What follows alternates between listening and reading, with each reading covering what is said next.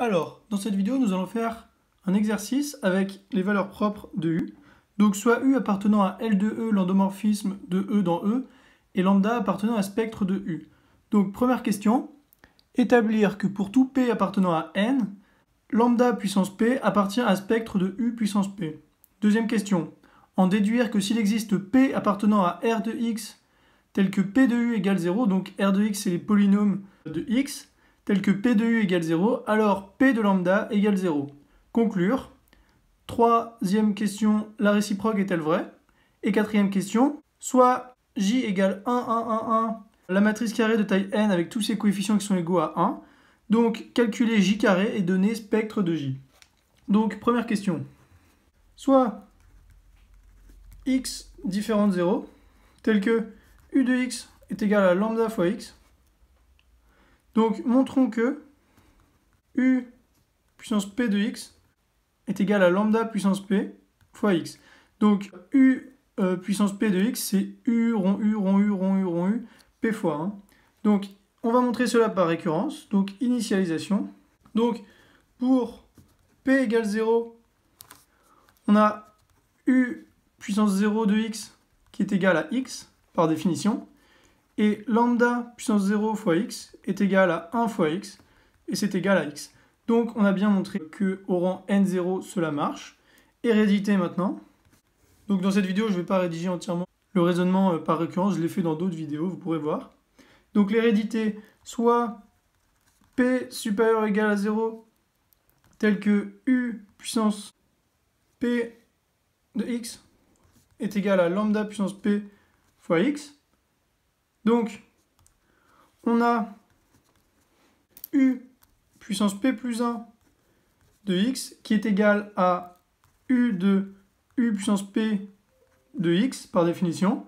Et cela est égal à U de lambda puissance P fois x, d'après l'hypothèse de récurrence ici. Et donc cela est égal à lambda puissance P fois U de x, puisque U est linéaire. Et donc cela est égal à quoi? Cela est égal à lambda puissance P fois lambda fois x par définition de U de x.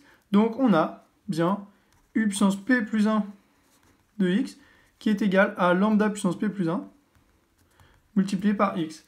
Donc on a bien montré ici par récurrence que U puissance P de x est égal à lambda puissance P fois x. Donc on a montré cette étape d'hérédité. Donc si c'est vrai au rang P, c'est vrai au rang P plus 1. Donc conclusion.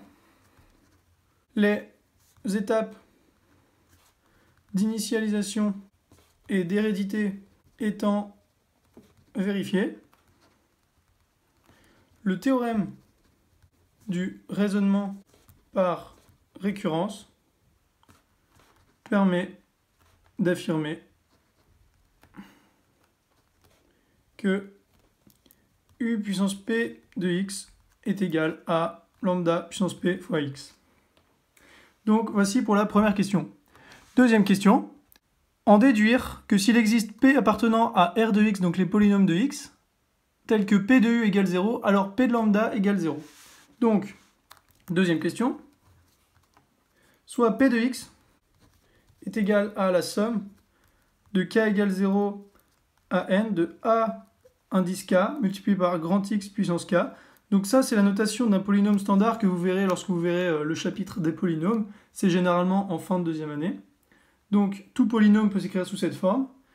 Et comme d'après la consigne P de U égale 0, on appelle ça le polynôme annulateur. Alors, on a pour le vecteur propre x, P de U de x, qui se note comme ça, qui vaut 0, donc. C'est donc le polynôme annulateur de x, c'est-à-dire la somme de k égale 0 à n de ak fois u puissance k de x, c'est égal à donc u puissance k de x, on l'a vu tout à l'heure, c'est égal à lambda puissance k fois x, donc c'est égal à la somme de k égale 0 à n de ak lambda puissance k fois x, ou encore la somme de k égale 0 à n de ak lambda puissance k fois x, ça c'est égal à 0. Donc là c'est fois 1, fois x. Or x, un vecteur propre, est toujours différent de 0 par définition. Donc on a la somme de k égale 0 à n de a indice k lambda puissance k qui est égal à 0 ici. Donc ça c'est égal à 0 si ça n'est pas égal à 0. Donc ça, qu'est-ce que c'est? Eh bien ici on avait p de x avec le x là. Là on a donc un lambda à la place du x. C'est donc p de lambda. On a bien p de lambda qui est égal à 0. Donc bilan, si p est un polynôme annulateur de u, c'est-à-dire p de u égale 0 comme c'est le cas ici, alors toute valeur propre de u est nécessairement racine de p, donc p le polynôme. Donc si lambda appartient à spectre de u, c'est-à-dire lambda est une valeur propre de u, alors p de u égale 0. Troisième question. Attention, je vais mettre un attention ici pour répondre à la question la réciproque est-elle vraie? Attention, la réciproque est fausse. C'est-à-dire que toute racine de p n'est pas nécessairement valeur propre. Donc voilà pour la troisième question. Donc quatrième question, soit J égale la matrice carrée de taille n avec des 1 partout. Donc quatrième question, soit J est égal à 1, 1, 1, 1. Donc là au milieu il y a des 1 évidemment. Donc on a J carré qui est égal à ça fois ça. Donc ça fait 1, 1, 1, 1, multiplié par 1, 1, 1. Et donc, c'est égal à 1 fois 1, plus 1 fois 1, plus 1 fois 1, plus 1 fois 1, 1 fois 1, 1, ça n fois. Donc on a ici que des n. Etc. Donc en fait, à l'intérieur de cette matrice, on n'a que des n. Et donc, c'est égal à n fois j. Donc, j au carré est égal à nj. Cela équivaut à j au carré moins nj égale 0. Donc on a p de j égale 0, ou p de x, on va appeler x à la place du j, est égal à x au carré moins nx. Ça c'est quoi? C'est un polynôme annulateur de j, puisqu'on a p de x, donc p de j égale 0. Donc on prend un x par convention pour ne pas prendre le j, mais c'est évidemment le j dont il est question. Donc c'est un polynôme annulateur de j, et les racines sont évidentes. C'est quoi? C'est n tout d'abord, puisque si n au carré moins n fois n, ça fait 0. Donc n racine évidente. Et la deuxième, vous l'aurez remarqué, c'est également 0, puisque 0 moins n fois 0, ça fait 0. Donc n racine évidente et 0 également. Donc ça, ce sont les racines de P. Et maintenant, on veut savoir si elles sont valeurs propres, puisqu'on nous demande de déterminer le spectre de J. Mais on sait que le spectre de J, c'est forcément soit une des deux valeurs ici, une des deux racines, soit les deux, soit aucune. Mais ça ne peut pas être une autre. C'est nécessairement parmi les racines. Donc, on va essayer de savoir si n et 0 sont des valeurs propres. Donc, 0 et n, qui sont racines, sont-elles des valeurs propres de J? Donc, on a clairement le rang de J qui est égal à 1, puisqu'on n'a que des 1 partout. Donc, toutes les colonnes sont linéairement dépendantes. Et donc, en notant petit j minuscule, l'endomorphisme, canoniquement, puisqu'on a le même nombre de lignes et de colonnes, associé à j donc, on a la dimension de ker j qui est égale à n moins 1, puisque c'est une matrice carrée de taille n, donc la dimension c'est n. Et donc ça, c'est d'après le théorème du rang, car on a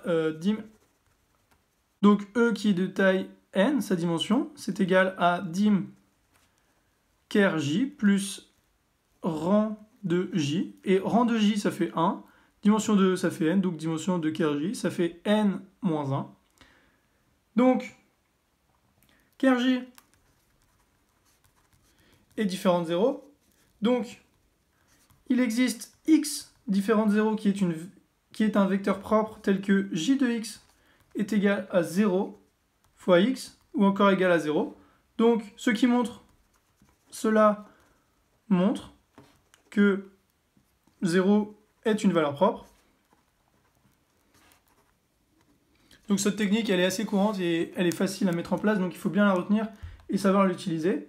Donc, ça veut dire que 0 appartient à spectre de J, et dim E de 0, donc le sous-espace vectoriel propre associé à la valeur propre 0, est égal à n-1, puisque E de 0 c'est ker J, c'est égal à dim ker J moins lambda fois E, or lambda égale 0, donc ça fait 0 fois E, donc ça fait 0, donc ker J tout court. Donc, on a bien vu ici que 0 était une des deux valeurs propres. Maintenant, est-ce que n l'est ou pas? Donc, en notant B, la base de E1, E2, etc. jusqu'à E de n, la base canonique de Rn, on a J de E1 est égal à J de E2 est égal à etc. jusqu'à J de En, donc elles sont toutes égales. Et donc ça c'est égal à E1 plus E2 plus etc. jusqu'à En. Et donc J de E1 plus E2 plus etc. jusqu'à En, donc c'est égal à N fois E1 plus etc. jusqu'à En. Et donc, cela montre que n appartient au spectre de J. Et donc, le spectre de petit j est égal au spectre de grand J, donc la matrice. Et c'est égal à donc 0 et n. Donc 0 et n sont les deux valeurs propres de J. Donc on a montré dans un premier temps qu'elles étaient racines du polynôme annulateur et on a voulu savoir si elles étaient ou non valeurs propres. Et donc pour cela, on a utilisé deux techniques différentes et on a conclu que oui, elles étaient valeurs propres.